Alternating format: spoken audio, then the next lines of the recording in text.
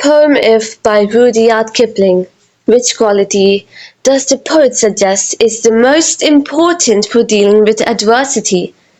जब भी मुश्किल वक्त आता है, पोएट ने कौन सी क्वालिटी को सबसे ज्यादा इम्पोर्टेंस दी है मुश्किल वक्त को फेस करने के लिए? आंसर है रेजिलियंस, यानी कि मुश्किल वक्त में डट जाना मुसीबत के खिलाफ. What does Kipling mean by line number 12? And treat those two impostors just the same.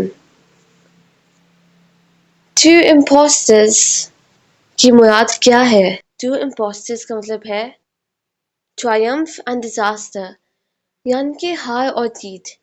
हमें दोनों को impostors की तरह ट्रीट करना चाहिए क्योंकि ये टेम्पररी होते हैं. जिंदगी में सक्सेस भी आता है, उसके साथ फेलियर भी साथ साथ में आपको मिलता है. What is suggested in line number 8? Risk it on one turn of pitch and toss.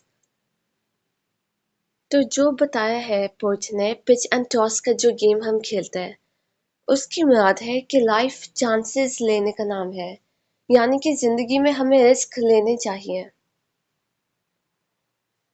The heart and nerve sinew in line number 21 most likely implies the conscience endurance.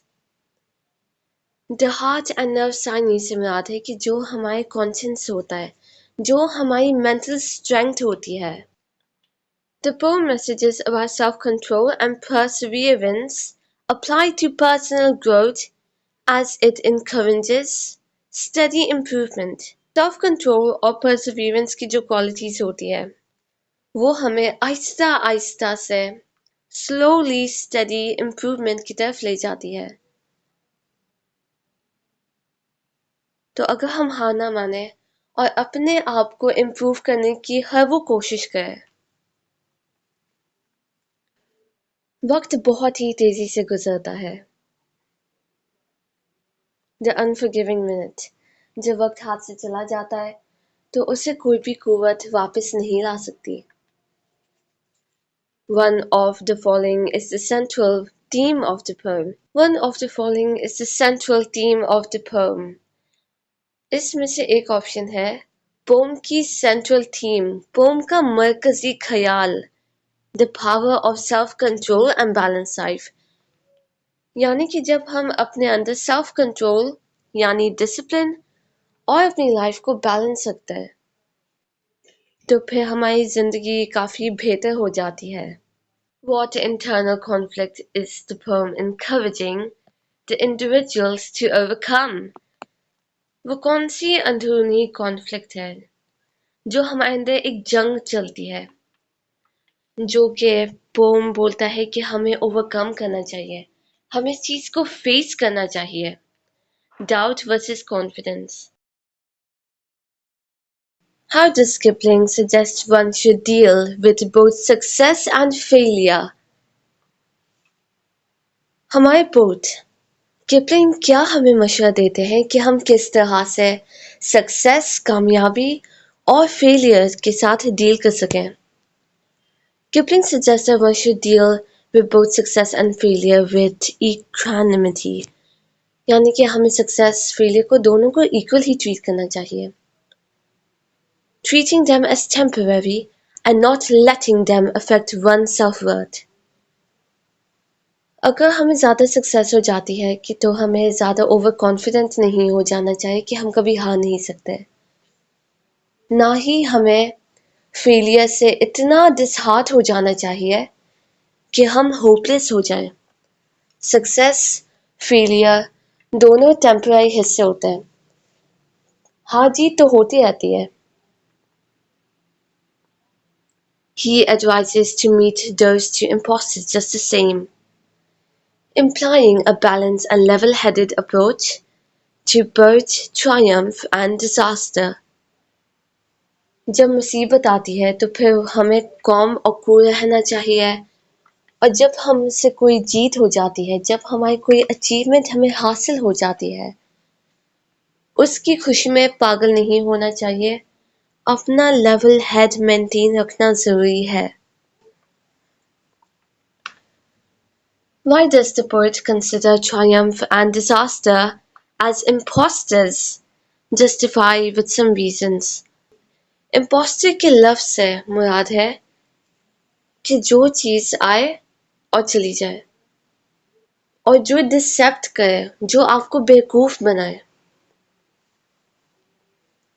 Triumph and disaster are imposters because they're fleeting and deceptive. Failures आते हैं, success होती है. Failure और success आपकी self worth determine नहीं कर सकती. Temporarily they impact human personality, but essentially they don't determine one's genuine value. ये आपको कुछ वक्त तक अफेक्ट करती है. कुछ वक्त तक कुछ सक्सेस का असर आप पे होता है, बहुत ही ज़्यादा खुश हो जाते हैं, लेकिन आपकी जो जेन्युइन वैल्यू है, आपकी जो सेल्फ वर्थ है, उसको डिटरमिन नहीं कर सकता. Hence, shouldn't be regarded as authentic.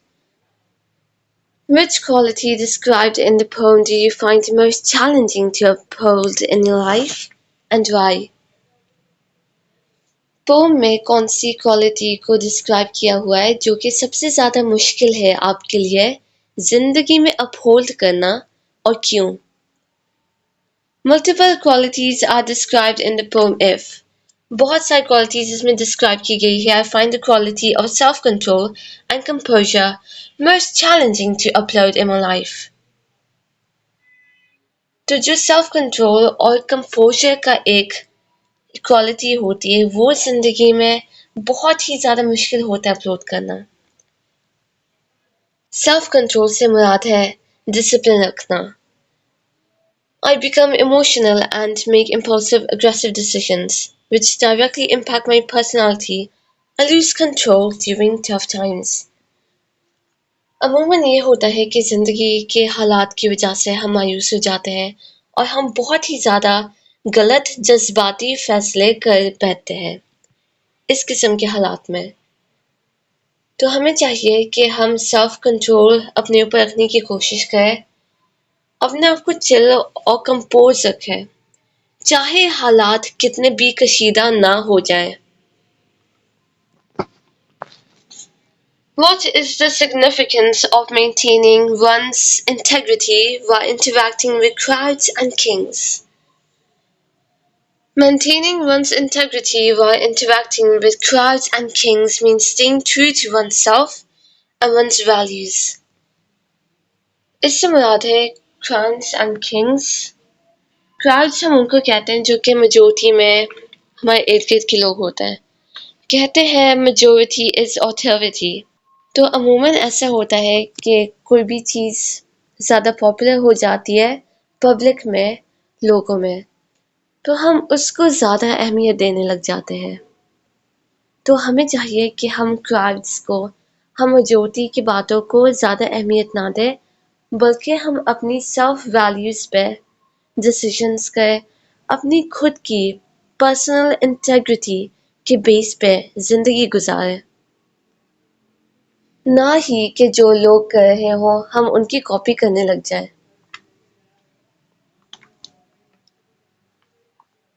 और किंग से मुराद है जो लोग पावरफुल होते हैं, जो लोग सो कॉल्ड हाई स्टेटस के लोग होते हैं, हम उनकी ज़्यादा कॉपी करने लग जाते हैं. जैसे कोई फिल्म एक्ट्रेस हो गए, कोई लीडर हो गए, हम उनकी पैरवी करने लग जाते हैं, उनकी अंधी तकलीद में लग जाते हैं, जबकि हमें चाहिए कि हम अपने वैल्यूज़, अपने मॉरल्स को कॉम्प्रोमाइज़ ना करें. It signifies humility, authenticity and moral character. तो जो हमारी ह्यूमिलिटी होती है, हमारी इंसानियत होती है, हमारी ऑथेंटिसिटी, सच्चाई, हमारी मॉरल कैरेक्टर, ये इंश्योर करती है जब हम क्राउड्स और किंग्स की बातों को इग्नोर करके अपनी वैल्यूज पे चले.